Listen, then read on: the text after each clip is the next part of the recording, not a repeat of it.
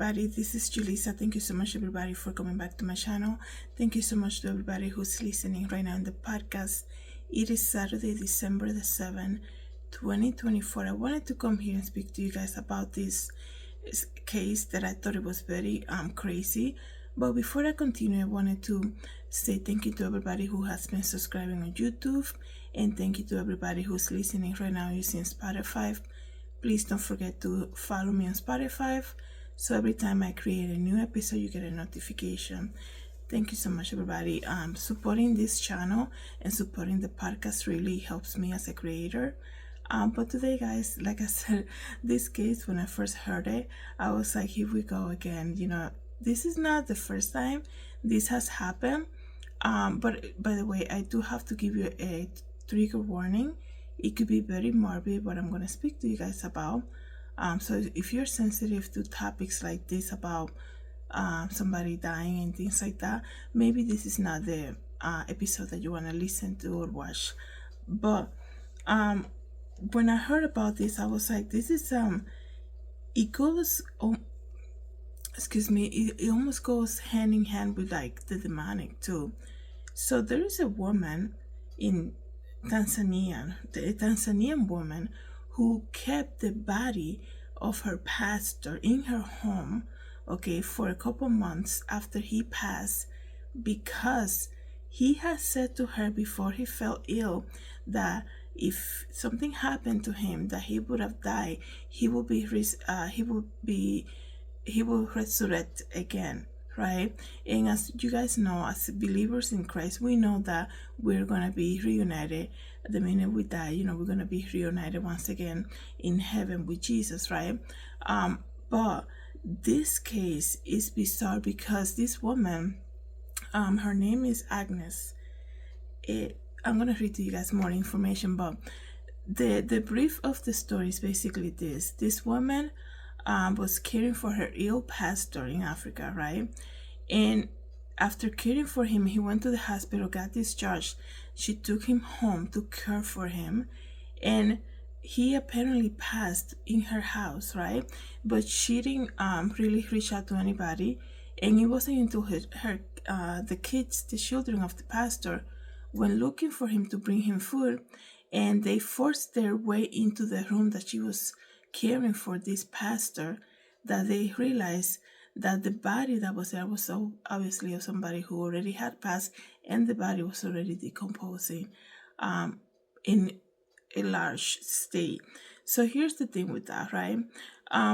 That's the part that I think is a little crazy, because I don't want to like offend anybody. I understand that God does miracles and all of that. I understand that.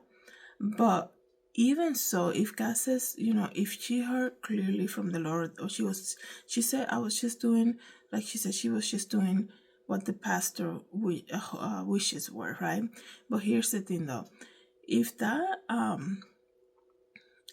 really what God wanted, to keep the body, not bury him and all of that, like the miracle of resurrection would already happen.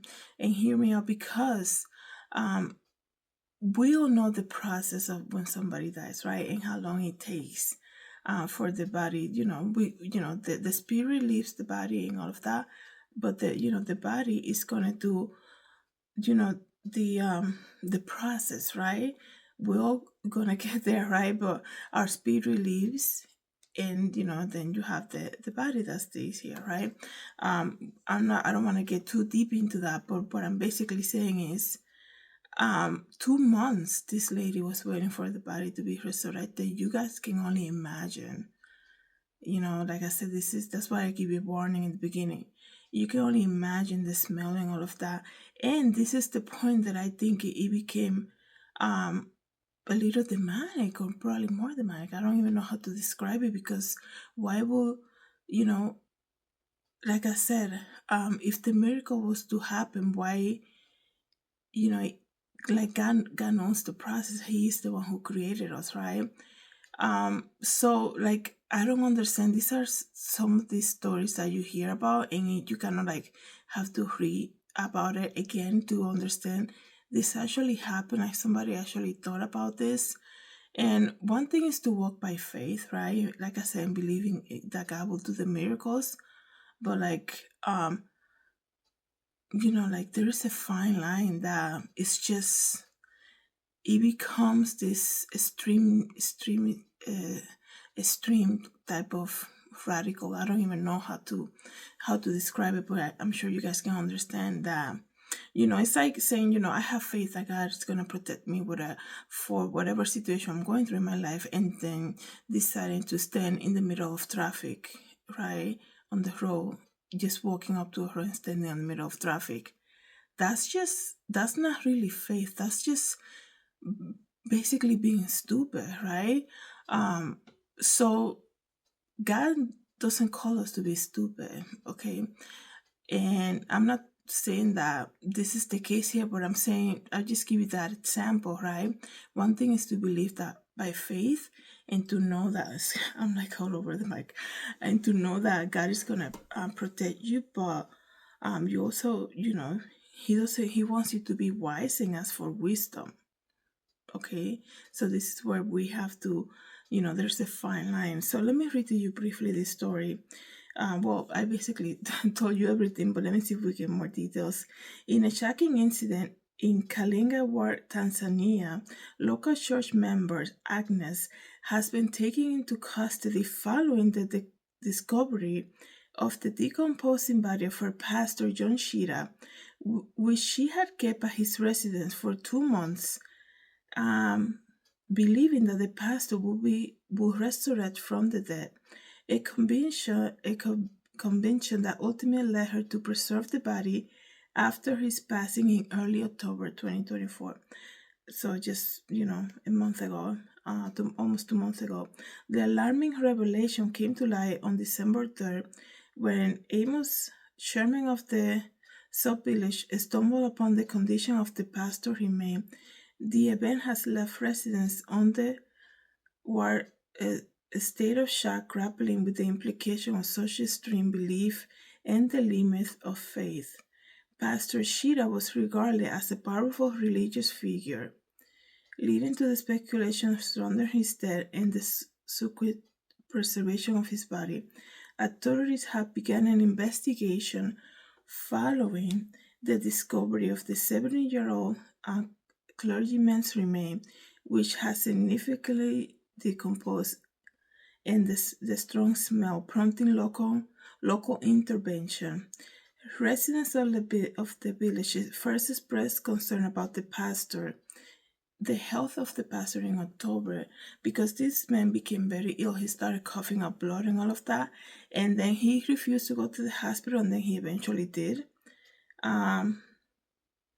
saying that the woman said, Agnes said, that her decision not to report the pastor's death, stating that he had claimed he will rest only temporarily before returning to life. Okay, that's what he said. And this woman is basically saying, I'm just doing what he told me to do.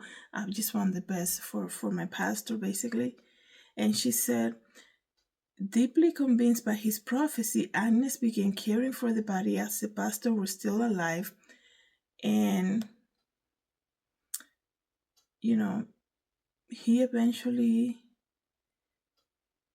then he believed to be divine intervention for healing. He believed that there was divine intervention for healing. Like I said, which I still believe that God can make miracles, and that God does miracles and all of that.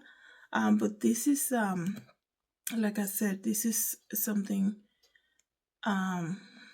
I'm trying to I already kind of explained you in the beginning. I think that, God knows the process of the body too.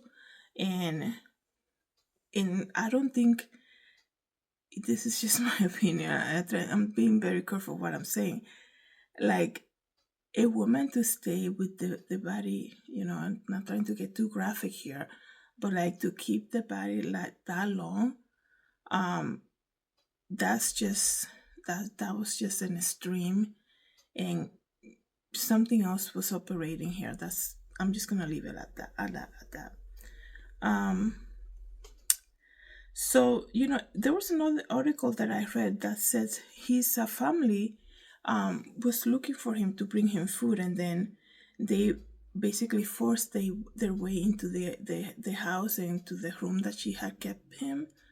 Um, but I feel like, even so, like, I know, like, with a lot of people who are in ministry, there's always church members who want to help out and all of that, but it makes you wonder, like, where is the family that, like, for 2 months they let this pastor be with this woman, like, because she wanted to care for him, and like they were not really checking on him and all of that. He had to have eventually, when they went and searched for him, and the local authorities, and the residents in the village, because of the smell and all of that, and that's how they eventually found out. And she's basically, she's saying that he said he was gonna just rest temporarily, and he was going to eventually resurrect.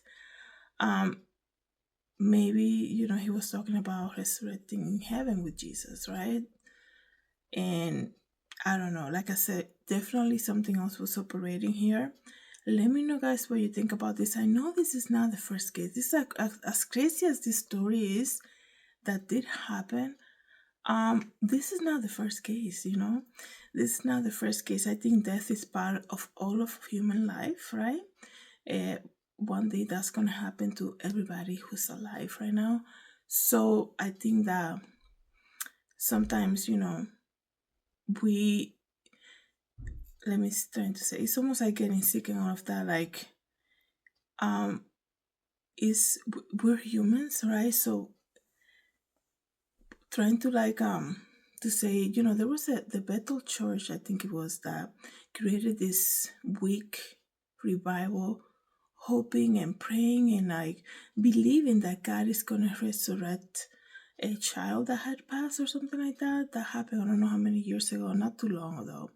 And there was people worshiping 24/7 all of the time. People were like, can you believe what happened in Bethel Church and all of that? I think it was Bethel Church. I might be mistaken. I don't remember the name. It was very, like, viral thing that happened. And then, nothing, the child it wasn't resurrected. I think they were praying for a child to be resurrected. That didn't happen. And sometimes, here's the thing though, just as much as we pray to God for things to happen, we also have to accept the will of God, right? And like I said, death is also something for that is, at some point, so it's coming for all of us who are alive, right? And sometimes, we don't accept when bad things happen, but that's what faith is also, is knowing that whatever is happening is, it's the will of God too, right? And just accepting it like that. Let me know, guys, what you think about this. I know it was very graphic, and just even reading, like, the title of it could be very graphic, but you can definitely tell that something else was operating here. Let me know what you guys think. Thank you so much, everybody, for coming back to my channel. Have a good day. God bless.